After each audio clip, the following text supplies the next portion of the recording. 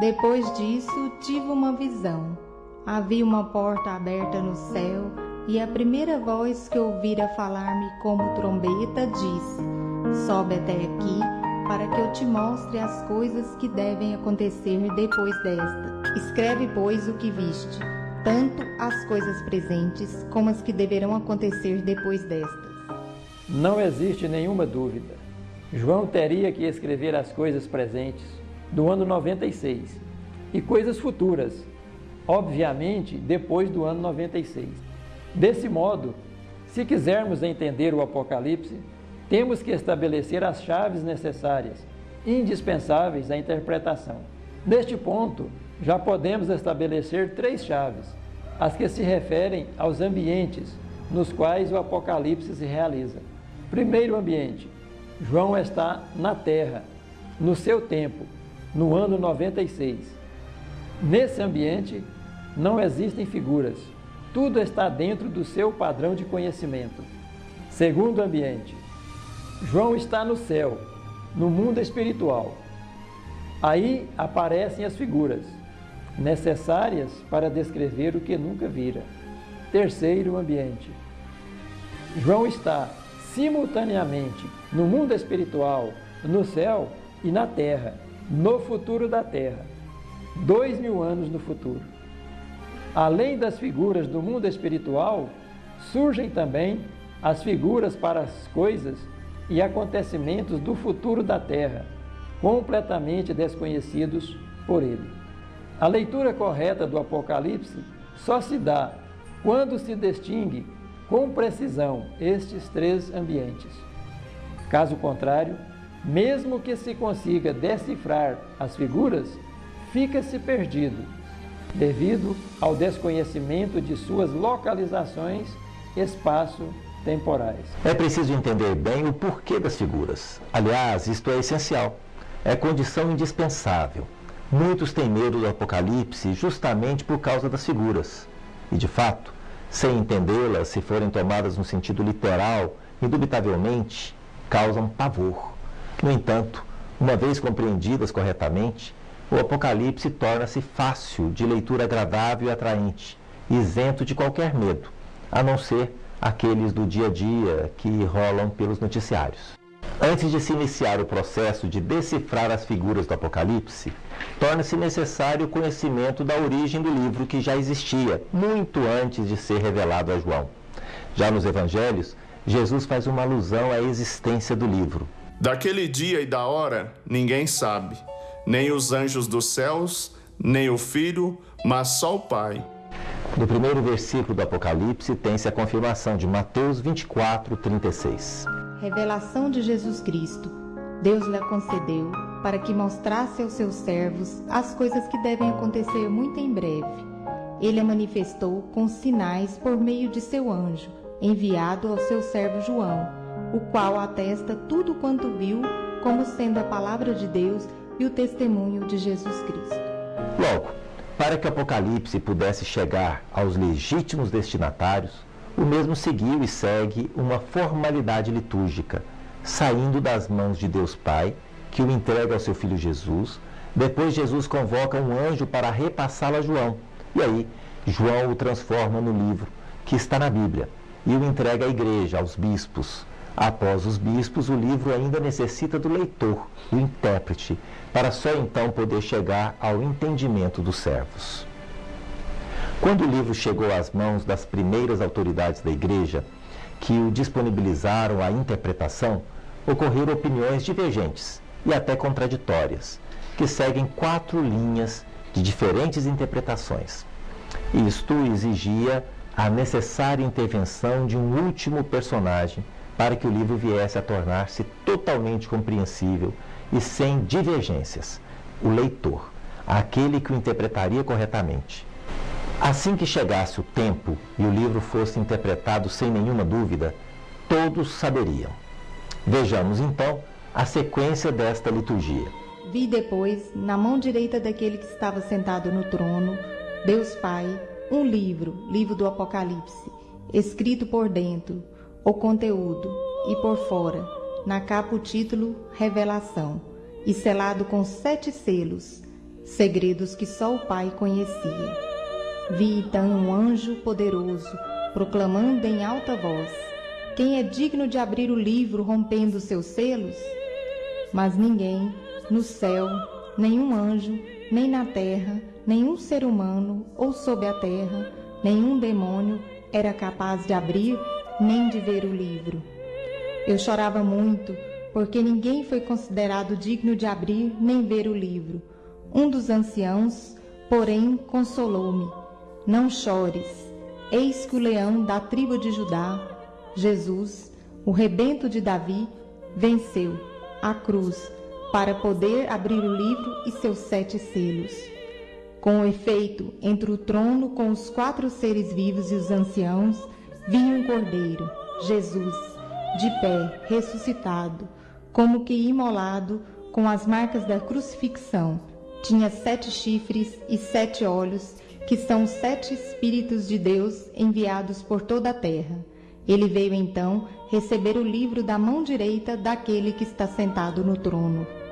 Vi depois outro anjo, forte, descendo do céu. Trajava-se como uma nuvem, e sobre a cabeça estava o arco-íris. Seu rosto era como o sol, as pernas pareciam colunas de fogo, e na mão segurava um livrinho aberto, o livro do Apocalipse, já aberto por Jesus e entregue ao anjo. A voz do céu, voz de Jesus, que eu tinha ouvido, tornou então a falar-me: vai, toma o livrinho aberto da mão do anjo que está em pé sobre o mar e a terra. Fui, pois, ao anjo e pedi que me entregasse o livrinho. Ele então me disse: toma-o e devora-o, receba o Apocalipse, escreva-o e o repasse à igreja. Ele te amargará o estômago, conterá dificuldades, mas em tua boca será doce como mel. Todas as bem-aventuranças e bênçãos. Tomei o livrinho da mão do anjo e o devorei. Não são relatados os momentos em que Jesus entrega o livro ao anjo, nem quando João o entrega aos bispos. Provavelmente isto ocorreu através de um mensageiro que o visitava em Patmos. Daí, até os intérpretes foi só anexá-lo aos demais livros da Bíblia, e dos intérpretes aos servos, isto vem ocorrendo há 2000 anos, só faltando o leitor, com a interpretação correta definitiva. Assim, tem-se a sequência do Apocalipse, desde Deus Pai até cada cristão, cada ser humano. Cairo descobriu, conforme ele diz, que o Apocalipse ensina a ler o Apocalipse. Jesus sabia perfeitamente das dificuldades que seus servos teriam quando chegasse o tempo de entenderem o Apocalipse. Por esta razão, e somente por ela, ele coloca o método de interpretação no livro, a começar já no primeiro capítulo. Daqui parte a chave para se converter em fato histórico cada figura do Apocalipse. Na mão direita ele tinha 7 estrelas. Voltei-me para ver a voz que me falava. Ao voltar-me, vi 7 candelabros de ouro, e no meio dos candelabros, alguém semelhante a um filho de homem. Vejamos agora como o Apocalipse interpreta a si mesmo, isto é, compara a figura com o objeto, fato, na história. Quanto ao mistério das 7 estrelas que viste em minha mão direita e aos 7 candelabros de ouro, as 7 estrelas são os anjos das 7 igrejas, e os 7 candelabros, as 7 igrejas. A maioria dos leitores não tem conhecimento necessário do que sejam os 7 anjos e as 7 igrejas neste texto. As 7 igrejas são as 7 comunidades, as 7 divisões, paróquias ou dioceses daquele tempo: Éfeso, Esmirna, Pérgamo, Tiatira, Sardes, Filadélfia, Laodiceia. Os 7 anjos são os 7 vigários ou bispos. Outro modelo de autointerpretação. Um dos anjos das 7 taças veio dizer-me: venha, vou mostrar-te o julgamento da grande prostituta que está sentada à beira de águas copiosas. A promessa de interpretação. O anjo, porém, me disse: por que estás admirado? Eu te explicarei o mistério da mulher e da besta com 7 cabeças e 10 chifres que a carregam. A interpretação. As águas que viste, onde a prostituta está sentada, são povos e multidões, nações e línguas. Cairo está convencido de que as coisas que devem acontecer em breve estão todas compreendidas num período aproximado de 200 anos, que se estende da metade do século XIX a aproximadamente a metade do século XXI. E este fato é o responsável pelas figuras no Apocalipse e a razão do livro permanecer incompreensível durante estes 2000 anos. O Apocalipse esteve, provavelmente, nas mãos de todos os papas, com exceção dos 3 primeiros, Pedro, Lino e Anacleto, pois quem governava a igreja no ano 96 era o Papa Clemente. Esteve nas mãos de todos os bispos, padres, freiras, santas e santos, doutores da igreja, teólogos cristãos de toda denominação, enfim, de todos aqueles que tiveram acesso a um exemplar completo da Bíblia. E ninguém jamais pôde entendê-lo. Como já disse, para mim seria um ato inútil da parte de Deus se ele empreendesse todo o trabalho necessário até a finalização do livro e mandasse João publicá-lo, pois deveria ser conhecido por toda a igreja, por todos os seus servos, mas numa linguagem que ninguém pudesse entendê-lo.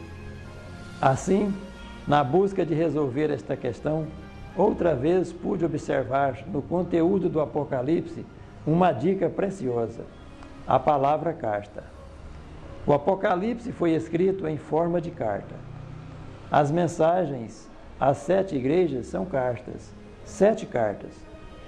Aquilo que se relacionava ao futuro muito distante para aquelas primeiras comunidades, seguiu como anexo às cartas.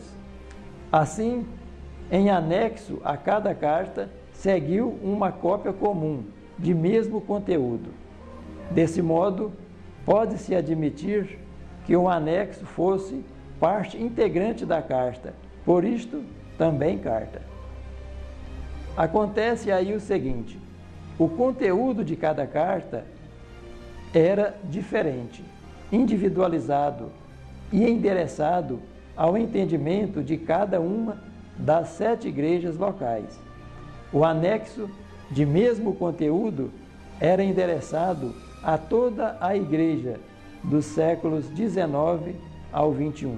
Sendo o anexo uma carta e esta endereçada a outros destinatários no futuro, legalmente, só os destinatários do futuro é que podem ter acesso ao seu conteúdo.